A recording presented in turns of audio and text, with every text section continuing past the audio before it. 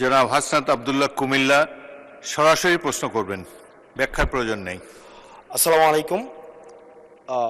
যেহেতু শিক্ষা নিয়ে কথা হচ্ছে, আমাদের বর্তমানে মাননীয় স্পিকার, আমরা যদি বর্তমান শিক্ষা ব্যবস্থা দেখি, আমাদের এন্ট্রান্স ইনস্টিটিউশনগুলোতে বিশেষ করে প্রাথমিক শিক্ষায় আমরা দেখছি যে ভর্তি প্রক্রিয়াতে আমাদের এখন দুইটা পদ্ধতি প্রচলিত ছিল। এডমিশন বাই মেরিট আগে প্রচলিত ছিল, এখন সেটা কনভার্ট হয়েছে এডমিশন বাই লটারির মাধ্যমে হচ্ছে এখানে বাচ্চাদেরকে ভর্তি করা হয়।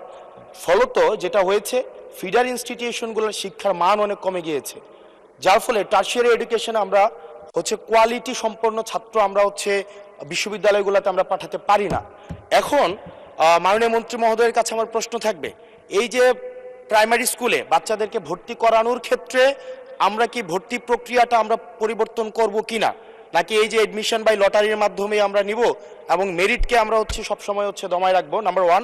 আর নাম্বার টু হচ্ছে, আমাদের বর্তমান শিক্ষা পদ্ধতিতে আমরা যদি দেখি, আমরা যারা পয়সা দিয়ে কিনতে পারে তারা হচ্ছে এখন ইংরেজি মাধ্যমটা কিনছে, যারা পয়সা দিয়ে ইংরেজি মাধ্যম কিনতে পারে না তারাই কেবল আপনি যেই শিক্ষা পদ্ধতি আমাদের জন্য জনজীবনের জন্য আপনি চালু করেছেন সেটা আমরা কিনছি, আর যারা সেটাও কিনতে পারে না তারা হচ্ছে মাদ্রাসা শিক্ষা পদ্ধতি কিনছে।